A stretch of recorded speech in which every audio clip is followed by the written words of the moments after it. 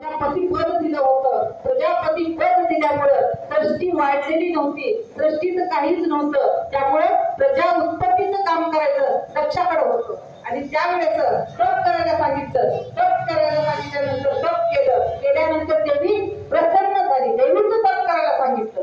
आधी शक्तीचं तप करायला सांगितलं. देवी प्रसन्न झाली आणि प्रसन्न झाल्यानंतर वर माग म्हणून सांगितलं.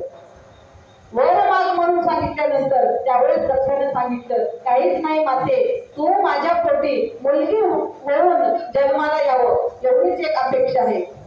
त्यावेळेस तिनं सांगितलं की मुलगी होऊन तुझी येईन, पण ज्यावेळेस काही तू माझ्या कार्यामध्ये मला अपशब्द बोलशील, काही अपशब्द तुझ्या तोंडून निघशील, त्यावेळेस मी हे शरीर तुझ्यापासून मिळालेलं मी ठेवणार नाही, मी राहणार नाही, हे दक्षाला अगोदरच सांगितलं.